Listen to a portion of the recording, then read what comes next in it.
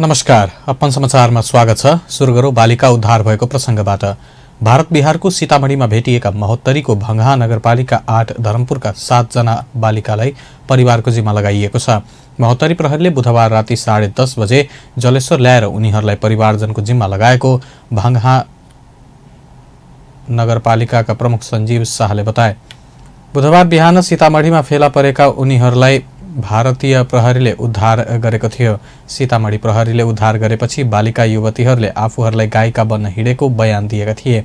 यसले उनीहरूलाई बाहिर लग्नमा कसैको संलग्नता भएको हुन सक्ने आशंका गरिएको छ। दोषी पत्ता लगाउन घटनाको अनुसन्धानमा सहयोग गर्न भंगहाका मेयर शाहको रोहबरमा उनीहरूलाई तत्काल प्रहरीमा नै राखी परिवारजन सहमत भएका छन्। भंगहा नगरपालिका 8 धरमपुरका 11 वर्षीय अर्चना पासवान, 12 वर्षीय सीमा पासवान, 12 वर्षीय रञ्जना पासवान, 13 वर्षीय ज्योति पासवान, 13 वर्षीय रिया पासवान, 17 वर्षीय नगीना पासवान र 20 वर्षीय अस्मिता पासवान मंगलबार दिउँसो घाँस लिन गएको बेलादेखि बेपत्ता भएकी थिइन्। नेपाली कांग्रेसका प्रवक्ता विश्वप्रकाश शर्माले नेकपा माओवादी केन्द्र र जसपाका कारण नयाँ सरकार निर्माणको प्रक्रिया सुरु हुन नसकेको बताउनु भएको छ। बिहिबार समसामयिक राजनीतिक घटनाक्रम सम्बन्धमा प्रतिक्रिया दिँदै प्रवक्ता शर्माले नेकपा माओवादी केन्द्रले सरकारलाई दिएको समर्थन औपचारिक रूपमा फिर्ता नगरेको अवस्था र जसपा वर्तमान सरकारलाई विस्थापन गर्ने विषयमा ठोस निर्णयका साथ नआएको कारणले नयाँ सरकार गठनको प्रक्रिया आरम्भ हुन नसकेको बताउनु भएको हो। माओवादी केन्द्रले सरकारलाई दिएको समर्थन फिर्ता गरेर र जसपा गणितीय रूपमा एक ढिका भएर उभिए मात्रै नेपाली कांग्रेसको नेतृत्वमा अथवा अरू कसैको नेतृत्वमा सरकार बन्ने अवस्था आउने बताउनु भयो। यसको लागि हाम्रो अरुचि नै बिल्कुल प्रधानमन्त्री पदको लागि समर्थन गर्ने गरी हस्ताक्षर गर्नुहोस् भनेर हामीले हस्ताक्षर जुटाउने क्रम सुरु गरेका बिल्कुलै छैनौँ। अहिले पछिल्लो समय पनि 2 दिन अगाडि मात्रै नेपाल कम्युनिस्ट पार्टी माओवादीका अध्यक्ष कमरेड पुष्पकमल दाहालले पार्टी सभापतिलाई भेट्नु भएको छ र उहाँको त्यसमा पनि चाहिँ अपेक्षा मुख्य गरी नेपाली कांग्रेस, माओवादी र जनता समाजवादी पार्टी मिलेर नयाँ सरकारको लागि एउटा वातावरण स्पष्ट गरौँ भन्ने सन्दर्भमा उहाँको पनि अपेक्षा छ। तर नेपाली कांग्रेस पार्टी चाहिँ त्यो गणितीय रूपमा परिस्थिति विकास नभइरहेको बेलामा खास गरी जनता समाजवादी पार्टी ठोस रूपमा चाहिँ नयाँ सरकार बनाउनलाई अथवा वर्तमान सरकारलाई विस्थापन गर्ने सन्दर्भमा ठोस निर्णयका साथ, एकताबद्ध निर्णयका साथ नआइरहेको अवस्थामा हामीले यसमा हतारो पनि गरेका छैनौँ। त्यहाँ नेपाली कांग्रेस पार्टी चाहिँ के पनि अपेक्षा र अनुमान पनि राख्दछ भने सरकार छोडिसकेपछि सर्वोच्च अदालतले एमाले र माओवादी दुईटा भनिसकेपछि आफ्ना मन्त्रीहरूलाई माओवादीले फिर्ता पनि सरकारबाट बोलाउने निर्णय गरिसकेपछि मन्त्रीहरू फिर्ता हुनु भएन होला, जो रहिरहनु भएको छ त्यो अलग कुरा हो। त्यो भइसके पछाडि त स्वाभाविक छ कि उहाँहरूले विश्वासको आफ्नो समर्थनको सन्दर्भमा केही टुङ्गो गर्नुपर्ने हो कि समर्थन निरन्तर छ भन्ने उहाँहरूले निर्णय गर्नुपर्ने हो। समर्थन फिर्ता छ। प्रवक्ता शर्माले माओवादी केन्द्रले समर्थन फिर्ता नलिएको र जसपाले गणितीय रूपमा एक ढिका भएर उभिने संकेत प्रष्ट नगरेको अवस्थामा नेपाली कांग्रेस प्रधानमन्त्री पदको लागि तयार नरहेको बताउनुभयो। नेपाल कम्युनिस्ट पार्टी माओवादी केन्द्रका नेता नारायण काजी श्रेष्ठले केही दिनभित्रै स्थायी कमिटिको औपचारिक बैठक बसेर समसामयिक राजनीतिबारे निर्णय लिने बताउनु भएको छ। बिहिबार पार्टी केन्द्रीय कार्यालय पेरिस डाँडामा नेकपा माओवादी केन्द्रको स्थायी कमिटिको अनौपचारिक बैठकपछि सञ्चारकर्मीहरूसँग कुरा गर्दै नेता श्रेष्ठले 1-2 दिनभित्रमा स्थायी कमिटिको औपचारिक बैठक बसेर वर्तमान राजनीतिक घटनाक्रमको सम्बन्धमा कसरी अगाडि बढ्ने सम्बन्धमा निर्णय लिने बताउनुभयो।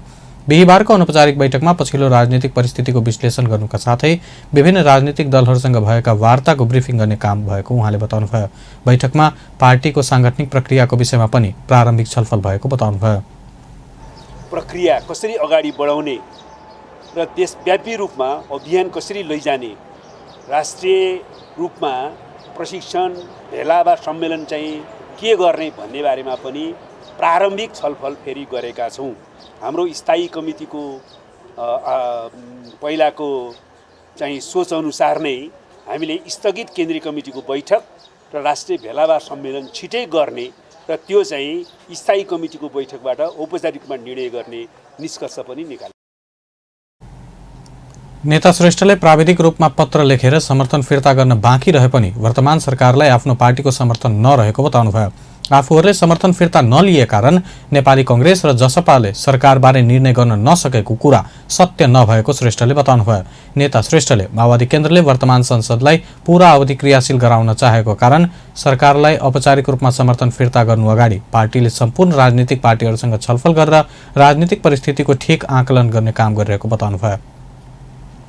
सर्वोच्च अदालतको न्यायाधीश पदमा प्रस्तावित कुमार चुडाल र नकुल सुवेदीको संसदीय सुनवाई प्रक्रिया सुरु भएको छ। संघीय संसदको संसदीय सुनवाई समितिको चैत 4 गतेको बैठकको निर्णय अनुसार न्याय परिषदबाट सर्वोच्च अदालतको न्यायाधीश पदमा प्रस्तावित चुडाल र सुवेदीलाई उक्त पदमा नियुक्ति गर्न उपयुक्त छैन भन्ने कसैलाई लागेमा स्पष्ट आधार खोजी समिति समक्ष 10 दिनभित्र उजुरी दिन सरकारी सञ्चार माध्यमबाट सूचना जारी गरेको थियो। सो अवधिभित्र 7 वटा उजुरी परेको समिति सभापति लक्ष्मणलाल कर्णले बताउनुभयो।